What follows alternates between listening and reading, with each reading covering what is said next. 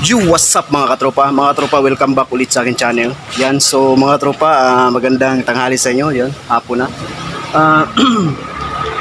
Yan, meron tayong special guest na yung mga tropa. Magpapakabit ng, yan, tinanggal na namin yung kanang motor, yung cover na kanyang motor. So, ito yung busina mga tropa, dito naman siya pwesto. At saka ito isa mga tropa. Yan, dito. Tapos, relay mga tropa, dito natin ilalagay.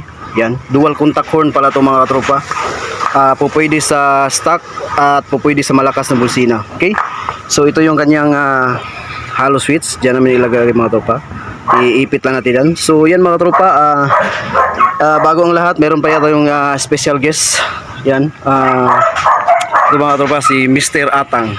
Dol, salamat Dol at ako yung napili mo. Okay? Nandito ako ngayon kasi nagpapakabit ako ng Tia Horn kay Idol RJ. Katropa RJ. Gusto mo mukuhan guys ni magpataod, so ipunta ka lang ninyo siya, wala yun nilagyan kuhan.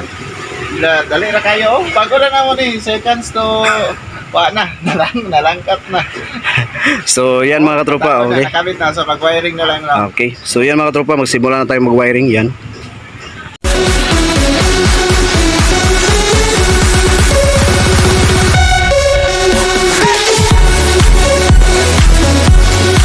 So dito tayo sa relay mga katropa, itong number 30 mga katropa, ito yung papuntang battery. Re-rectan nyo na to sa battery, tapos dito kayo maglagay ng fuse. Okay, so ito yung number 87 mga katropa, ito yung normally OP natin.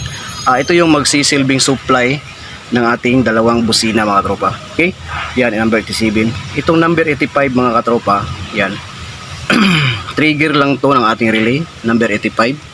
Yan, trigger at saka number 86. Okay? Kapag nagti-trigger na yung relay, ibabato niyan dito mga katropa. Ganyan lang ang function ng ating relay. So yan. Okay, mamaya na to. Unahin muna natin to mga katropa, itong dalawang paa ng ating busina. Yan, isang paa mga katropa. Tiga lang. Oh, yan. Pagsasamahin natin yan mga katropa. Okay? Tag-iisang paa ng ating dalawang busina, parang ganito. Yan, pinagsama natin. Okay, pagsasamahin muna natin.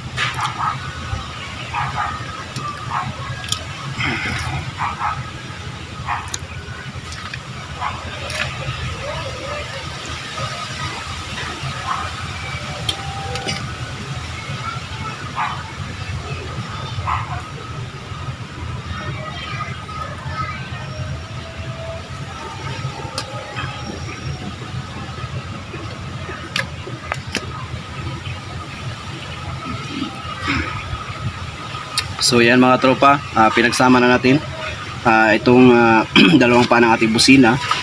Itong paa sa mga katropa, so isang paa ay papaliwanag ko.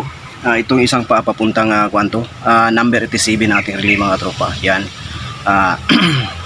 At itong isa pa mga katropa, ito yung irerekta natin sa battery ng ating ground. Okay, so yan, okay na yan. Yan, dito tayo sa relay mga tropa. Yan, ito yung ito yung relay natin. Ito yung number 87 mga tropa, yung sinasabi ko kanina, number 87. Ilagay natin dito o di kaya dito. Kahit magkabaliktad dyan, walang polarity yan. Walang problema yan mga tropa. Okay, so ilagay muna natin.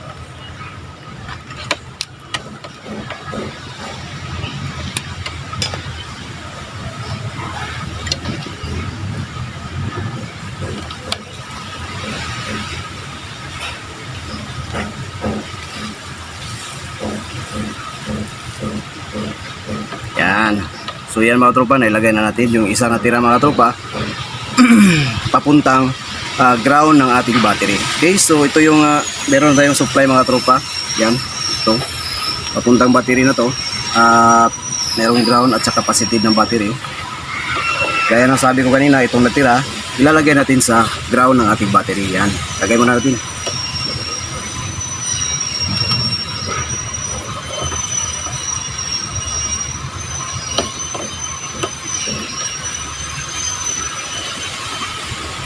Yan, ilagay natin mga tropa.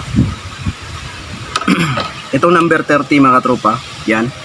Ito yung main supply natin. Yan, ito yung papuntang positive ng ating battery.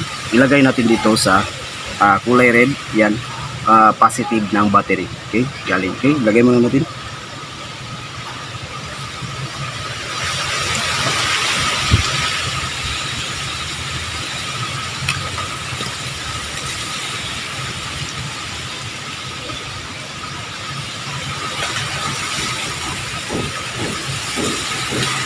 Yan, ilagay natin mga katropa. Positive ng battery, ground ng battery, at saka number 87, dalawang paa ng ating busina. Okay, so yan, tapos na tayo. Dito sa number 85 mga tropa, dito natin ilalagay yung normally open ng hollow switch. Okay, mga tropa, paalala lang, napaka-importante nitong number 87. Bago kayo magkabit ng dual contact horn, ito number 87, bago kayo magkabit ng dual contact horn, alamin nyo muna kung anong trigger ng motor na yung kakabitan. Okay, so ito Yamaha, ito mga tropa, ito ay negative trigger. Number 86 kasi ito ay negative trigger. Ang number 86 ilagay nyo sa positive, okay, para mag-trigger yung ating relay. Okay, mga tropa, ito yung socket ng kanyang stock na busina, trigger, kulay pink yan. Tinanggal ko mga tropa, parang ganito yan, nagkahiwalay siya.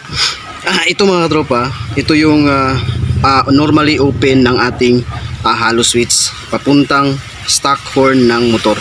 Okay, dito nyo ilagay ang normally open. Itong papuntang switch, handle switch ng motor mga tropa, dito nyo ilagay yung common sa ating hollow switch. Okay, so dito tayo sa ignition switch mga tropa. Itong isa mga tropa, ito yung number 86 ng ating relay. Okay, number 86 ng ating relay, at saka ilaw ng ating hollow switch. Ito, yan, ilaw nito. Yan, iilaw yan mga tropa pag i-on yung kanyang susian.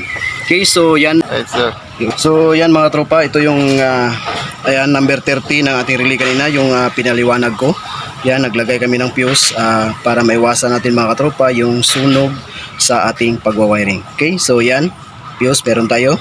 Ito yung positive ng ating relay number 30. Yan, okay na tayo dyan. Ito mga tropa, ito yung negative. Ito yung kanina yung dalawang busina, yung dalawang paa na pinagsama natin.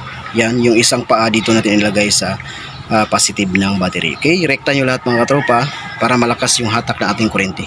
Okay, so mga tropa, paalala lang bago kayo magkabit ng dual contact horn, alamin nyo muna kung anong trigger ng motor para hindi kayo malito at hindi kayo mahirapan. Okay, so ganyan lang mga katropa. Yan, ibabalik na namin lahat.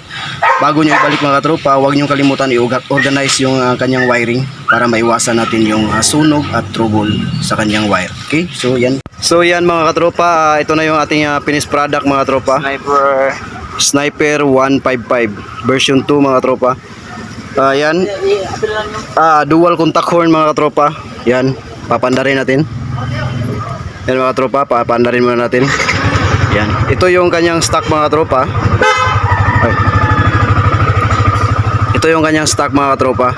Yan, ito yung kanyang yan, hollow switch sa dual contact horn. Okay, pag pinindot mo yung hollow switch, pag di-disable yung kanyang stock horn, mapupunta siya sa malakas na busina. Yan mga tropa. So ganyan lang mga katropa. Ito pala si Katropa RG. Ingat sa pagwawiring. God bless mga katropa.